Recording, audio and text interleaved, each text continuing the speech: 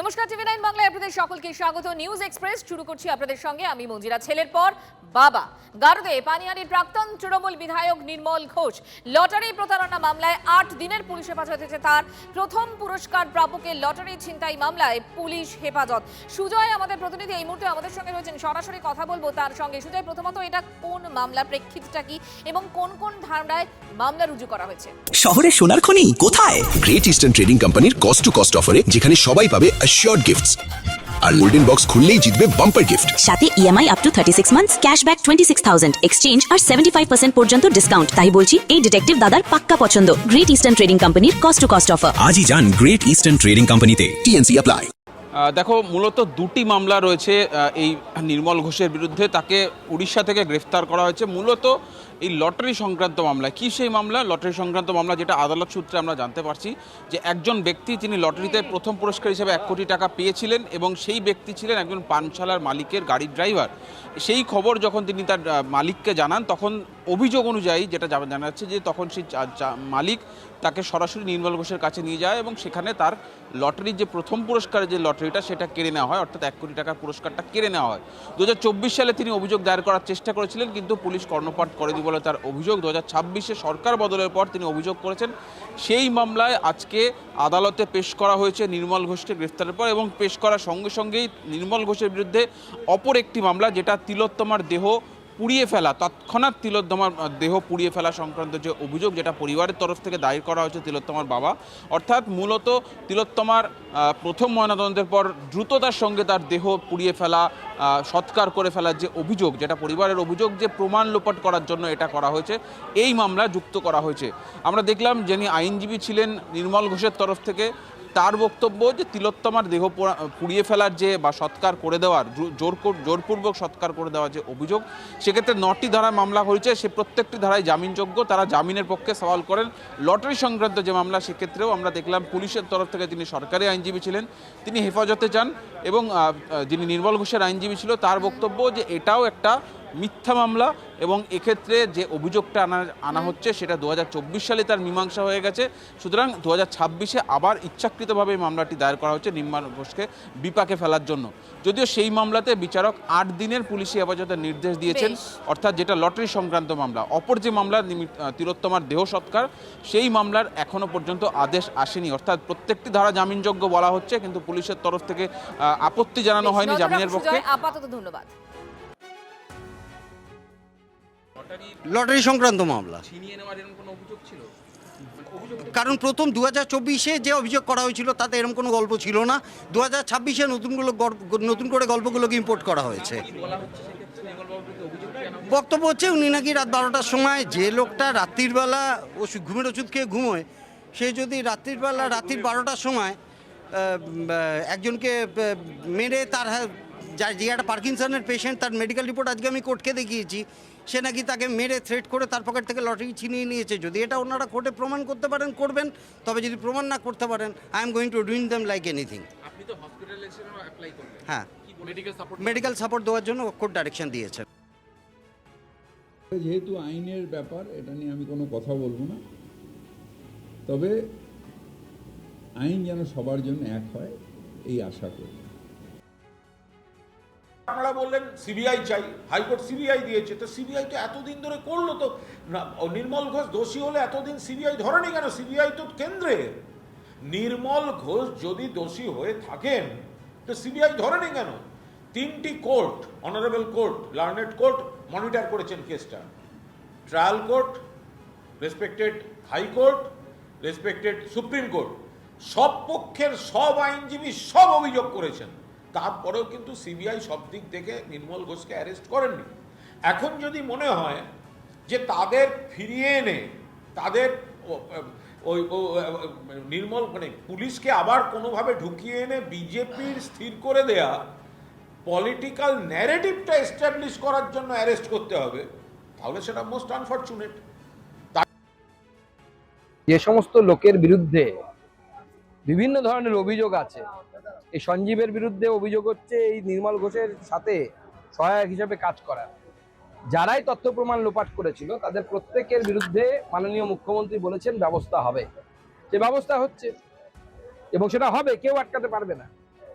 Court যদি জামিন দেয় তাহলে কোর্টের বিষয় আলাদা। আমাদের সরকারের তরফ থেকে কোনো রকম খুঁত আমরা রাখবো না, আমরা চেষ্টা করবো এই অপরাধীদেরকে উপযুক্ত সাজা দেওয়ার।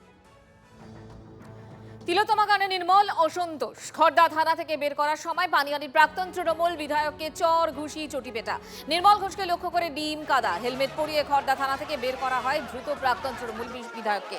থানা থেকে বের করার সময় নির্মলকে লক্ষ্য করে ডিম ছড়ে বিক্ষোভকারীরা। আদালতে তোলার সময়ও বিক্ষোভ, চোর স্লোগান। আর এক দ্রুত সঞ্জীব মুখোপাধ্যায়কে লক্ষ্য করেও ডিম কাদা। মারা হচ্ছে, দেখো ডিম ছুটছে, ডিম ছোড়া হচ্ছে, ডিম ছোড়া হচ্ছে, কাদা ছোড়া হচ্ছে, কাদা। দেখো নির্মল হসপিটাল ভেঙে উঠে গেল। সঞ্জীব বাবু, সঞ্জীব মুখার্জিকে বের করে নেওয়া হলো, সঞ্জীব মুখার্জিকে বের করে নিয়ে যাওয়া হলো।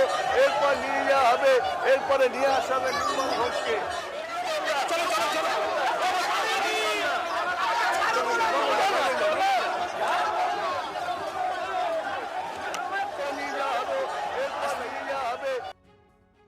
নির্মল ঘোষকে মারলাম। পানিহাটি অত্যাচারী নির্মল ঘোষ অত্যাচার চালিয়ে যাচ্ছে 30 বছর ধরে, এবং অভয়া যিনি বাংলার ডাক্তার মারা গেছিল তার মা বাবাকে শেষ দেখাটাও দেখতে দেয়নি, তাই এই খুনিকে আমরা জুতো দিয়ে মারলাম। আজকে পানিহাটি স্বাধীনতা পেল 14 আগস্ট, 15 আগস্ট ভারত স্বাধীন হয়, আজকে পানিহাটি স্বাধীন হলো। পানিহাটিতে এত বছর ও আর ছেলে যে সন্ত্রাস চালিয়েছে, আজকে তার থেকে পানিহাটি মুক্তি পেল।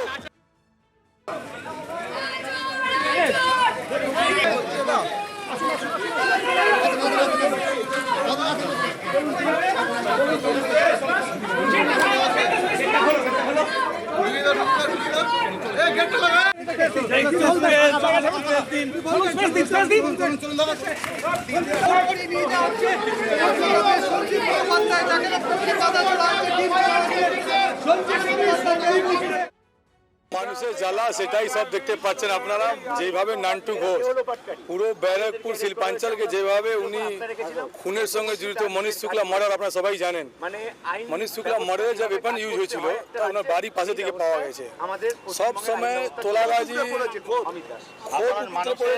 সাধারণ মানুষের যেভাবে ক্ষোভ উগড়ে পড়েছে, কারণ এই ডোম নান্টু ঘোষ অভয়ার দেহ লোপাট করেছে, মনীষ শুক্লা মার্ডারের সাথে সরাসরি যুক্ত, অনুপম দত্ত মার্ডারের সাথে সরাসরি যুক্ত। তো সাধারণ মানুষ আজকে ডিম, জুতো, কাদা।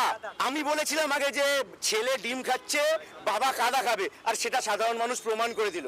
সাধারণ মানুষ ডিমের সাথে কাদা, জুতোর মালাও পরিয়ে দিল। সাধারণ মানুষ ভাবে যেভাবে ক্ষোভ ছিল, পানিহাটিতে যে সন্ত্রাস চালিয়েছিল দীর্ঘদিন ধরে, পানিহাটির বুকে সাধারণ মানুষের একটা ক্ষোভ ছিল, সেই ক্ষোভে আজকে সাধারণ মানুষের এরা যা অত্যাচার করেছে তার বিরুদ্ধে আজকে যে তার বহিঃপ্রকাশ হয়েছে। আজকে এত ভালো, এরা তো সব সময় সম্বর্ধনা পেল, আজকে জুতোর মালা, ডিম খেলো, খুব ভালো লাগলো, আনন্দিত আমরা। এরকম একটা চোটটা আজকে জেলে গেছে, আবার রিটার্ন আসলে আবার আমরা দেবো। ওকে চোর বলছিলাম, ওকে দুষ্কৃতী বলছিলাম, ওকে নারী ধর্ষণকারী লোক বলছিলাম। কি চুরি করেছে? উনি কি চুরি করেছে, কত টাকা লুট করেছে আপনি জানেন না? অভয়ার যে বডি লোপাট সব ওনার ইন্ধন। তা ওনার কোনো মতে উনি আজকে ধরা পড়েছে, পশ্চিমবাংলার মানুষ আজকে শান্তি পাচ্ছে, অভয়া বোন আজকে শান্তি পাচ্ছে। নির্মল সঞ্জীবের গ্রেফতারিতে খুশির হাওয়া পানিহাটিতে, সেই ছবি আপনাদের দেখিয়েছি, আরো একবার দেখাবো। খড়দা থানার সামনে ডিজে বক্স বাজিয়ে নাচও হলো।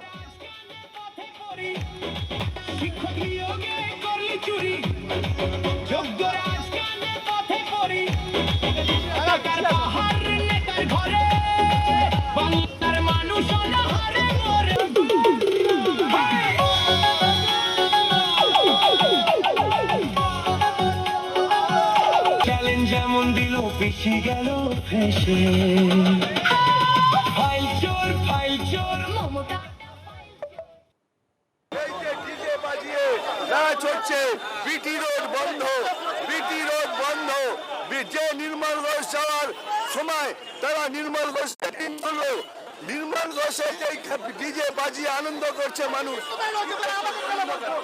খুবই ভালো লাগছে, খুবই ভালো লাগছে, খুবই ভালো লাগছে।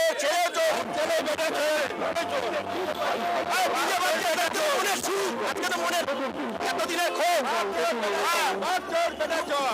পানিহাটি স্বাধীনতার আগে ভালো করে স্বাধীন হলো, মুক্ত হলো, মুক্ত হলো। পানিহাটির জনগণ শান্তি করবো, শান্তি শান্তি শান্তি। বড় চোর ধরা পড়লো, এমন কিছু করেনি, এমন কিছু করেনি। মালা নিয়ে আসা হয়েছে জুতোর মালা নান্টু ঘোষকে পরাবে বলে। এই মালা এতদিন ফুলের মালা পড়েছে তো, এবার এই মালা আমরা পড়ালাম ওকে। হ্যাঁ, পড়াতে পেয়েছি আমরা। ও ছিঁড়ে পালিয়েছে, ও চোর, ওর ছেলে চোর। টিটাগড়ে মনীষ শুক্লাকে হত্যা করলো, আর পানিহাটিতে আবে আমাদের বোনের হত্যা করালো। ও এক নম্বর চোরের বাচ্চা আছে। কান ধরলে মাথা আসবে। কালীঘাটে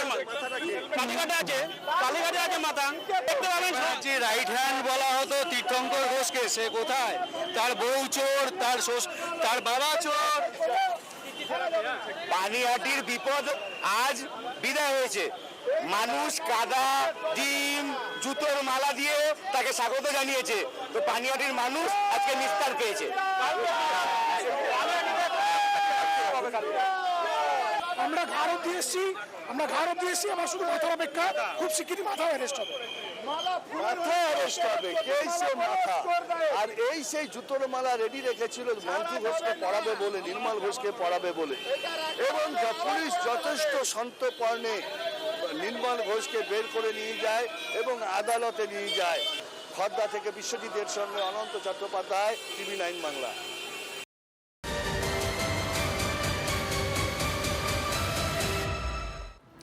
এনআরএস হাসপাতালে নার্সের মৃত্যু হয়েছে ওষুধের ওভারডোজে। হোমিসাইড নয়, প্রাথমিক ময়নাতদন্তে উঠে এলো রূপালী বর্মনের মৃত্যুর কারণ। বুধবার রাতে হাসপাতালের শৌচাগারে রূপালীর দেহের পাশে পাওয়া গিয়েছিল এই ব্যথা কামানোর ওষুধ আর সিরিঞ্জ। সুশোভন এই মুহূর্তে আমাদের সঙ্গে রয়েছেন, আমাদের প্রতিনিধি জানাবেন। সুশোভন, দেখো, যেটা ময়নাতদন্তের প্রাথমিক রিপোর্টে দেখা গেছে যেটা হোমিসাইডাল নয়, এবং তার সঙ্গে যে ওষুধের ওভারডোজই কিন্তু হয়েছে।